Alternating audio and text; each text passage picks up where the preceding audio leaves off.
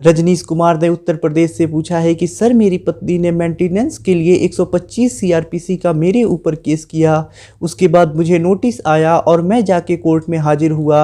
अपनी पत्नी की केस में जवाबदेही मैंने अपनी दी, यानी 125 सीआरपीसी के केस में मैंने जवाबदेही लगा दी। उसके बाद 2-3 तारीखों तक मेरी पत्नी आई और उसके बाद अब वो तारीखों पे आना ही बंद कर दी है। 4-5 तारीखों से वो कोर्ट में नहीं आ रही है। मैं सिर्फ अकेले ही कोर्ट में जा रहा हूँ। तो सर ऐसे में मुझे क्या करना होगा, प्लीज़ इसका कुछ सॉल्यूशन बताइए।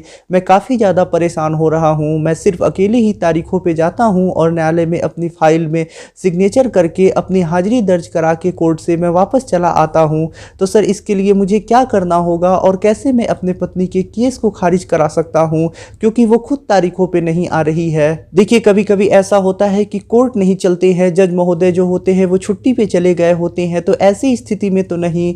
लेकिन अगर कोर्ट चल रहा है, जज जो है वो अपनी चेयर पे बैठ रहे हैं, यानी कोर्ट की कार्यवाहियां चल रही हैं, जज महोदय फाइलों को देख रहे हैं, ऐसे में तारीखें पड़ रही हैं, कार्यवाहियां हो रही हैं, और ऐसे में अगर वादी कोर्ट में नहीं आ रहा है तो कोर्ट चाहे तो खुद ही उसके केस को खारिज कर सकता है नॉट प्रेजेंट के आधार पे।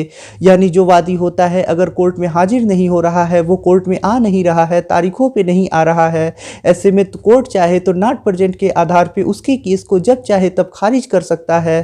तो ऐसे में कोर्ट के पास तो ये खुद पावर है कि वो वादी के केस को खारिज कर सके। यानी आपकी पत्नी के 125 सीआरपीसी के केस को कोर्ट खुद चाहे तो नॉट प्रेजेंट दिखा के, यानी आपकी पत्नी केस में नहीं आ रही हैं, ऐसे में कोर्ट खुद चाहे तो उसके केस को खारिज कर सकता है।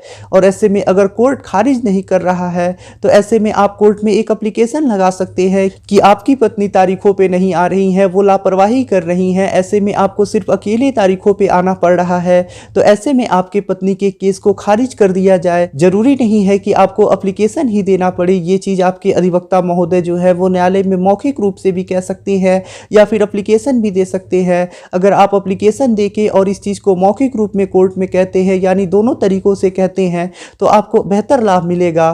तो अगर आपकी पत्नी कोर्ट में नहीं आ रही है और आपको सिर्फ अकेले ही जाना पड़ रहा है 125 सीआरपीसी यानी मेंटेनेंस के केस में, तो ऐसे में आप एप्लीकेशन देके अपनी पत्नी के केस को खारिज करा सकते हैं नॉट प्रेजेंट के आधार पे। उसका केस खारिज हो जाने के बाद आपको भी तारीखों पे नहीं जाना पड़ेगा।